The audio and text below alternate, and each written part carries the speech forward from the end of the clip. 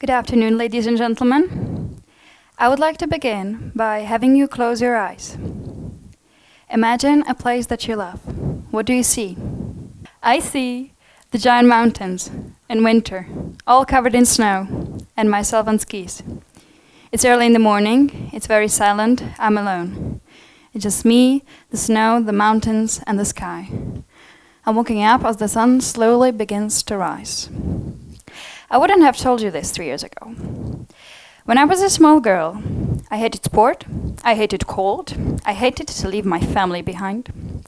That changed over the years, and when I was 15 I started to like sport, but I still hated cold and I hesitated to leave my family behind. Yet one can never see ahead around the corner what is coming, and I didn't. Eventually, I found myself in Winchester, in Great Britain, at an all-girls boarding school. I felt the cultural gap, I was homesick, and I couldn't imagine staying until Christmas. Yet, nothing is as bad as it looks at first. My father would send me postcards with motivation slogans on them. I still remember some, such as the first one, "Be so happy that when others look at you, they become happy too." Or the second, "Always wear your invisible crown," and many others. And then one that would remain my motto forever and after. Some people wish it would happen. Some people want it to happen. Some people make it happen. At that point, I look at the things that I always wanted. I opened that list of someday to do things. The newest point was the Duke of Edinburgh award that I had only just discovered in Great Britain. Coming back from Great Britain in January, I signed up at a Duke of Edinburgh centre I found on the internet. As my goals, I put up some of the other points from the list. As creativity, I studied German, although I was studying French as my second language until then. I volunteered in a hospital. And then I decided to go for something truly extreme for me at the time. I would go to Elbrus. Elbrus, the highest peak of Europe. A mountain 5,642 meters high. For me, it was something truly unimaginable that I would go further than Snezka. Despite my parents were always trying to lead me to participate in a number of sports. Yet once I was in the program, there was really no way back. Remembering the motto from the postcard, I started to slowly but surely train, gain necessary experience, find a guide, organize that was necessary, and gain experience from other mountains. Yet there were many obstacles on the way. As part of my preparation, I had to gain experience from other mountains.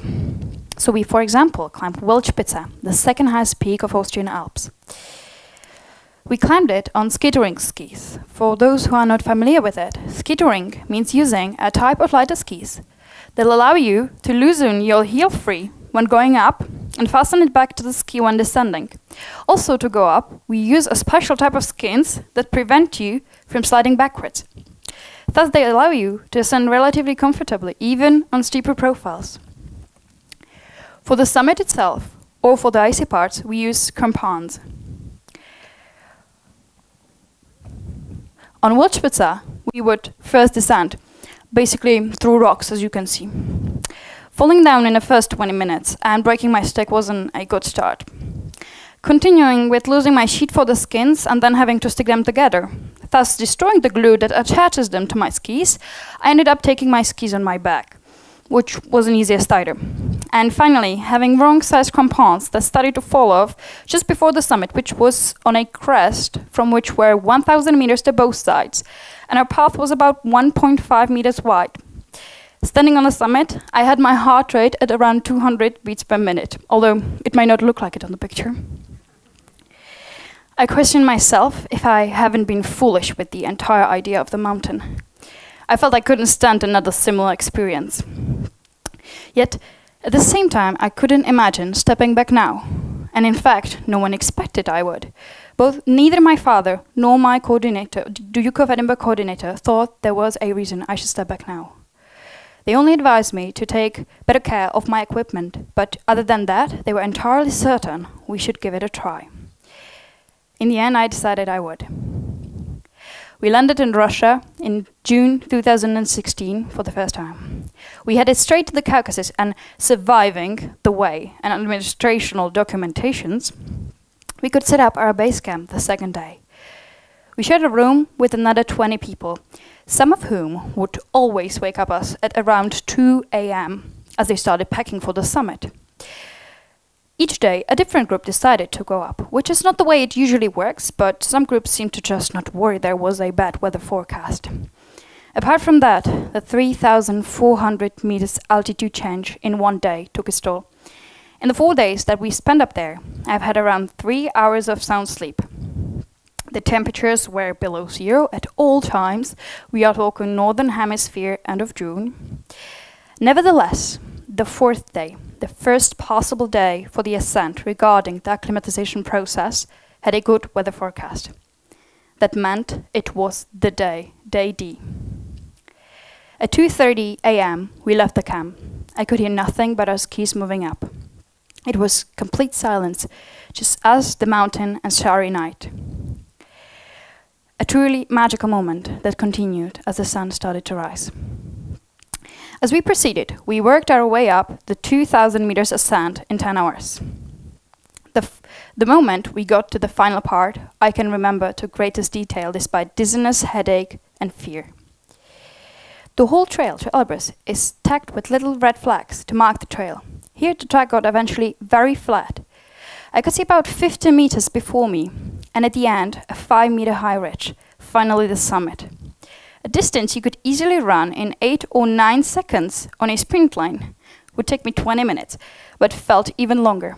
Every 5 meters, I would have to stop, take a few deep breaths, and persuade myself not to stop and start again. Yet the summit was already so close. Taking the final step is a moment impossible to depict. Extreme happiness briefly hides the exhaustion. A moment when all miseries are forgotten. When you know you surpass your own limits. When you and your team are the victors of the world. Yet, it is also a moment always too short. Congratulations, a few photos, and then you immediately have to start descending, since the danger of the bad weather is always imminent.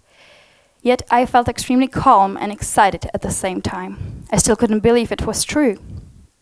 Those feelings I never forgot, and they led me further in my life. Since then, nothing would be only a dream. Nothing would be impossible to accomplish. I changed from a dreamer to a doer. Coming back from Elbrus, I looked into my to-do list and thought of a charity running race inspired by a similar event I took part in Great Britain. In August, we started from scratch. At the end of September, we met with over 110 people and raised over 50,000 crowns for the charity Pomocné tlapky. It was one of the hardest things I ever accomplished, since I've never had a similar organizational experience. I didn't thought there was so much to be done, starting from the smallest things, such as acquiring a permit to go with a car to a Prague forest, to the greatest, such as promoting the event and organizing the volunteers. Had it been earlier, I would have turned my back to it with the first upcoming obstacle. And finally, there was a dream I've had since 12. It was to climb Kilimanjaro, the highest peak of Africa. Kilimanjaro is 5,895 meters high and is located in Tanzania. It is said not to be particularly hard, yet the altitude causes the death rate to be higher than expected. And that we tried in practice, though no one died luckily. My brother would want to join us on the journey, and he was only 16 at the time. However, since he was well trained, he would join us in the end. However, training is not the only thing that counts in high mountains. My brother suffered terrible headaches, and he got a fever. His condition worsened, and we could see that he was not going to be able to ascend to the top. That was the first time in my life I had to consider not only my abilities, but also others, and decide well. In the end, we would ascend the top extremely quickly, just me and my father with one of our guides, and at night. My brother was sleeping in the final camp.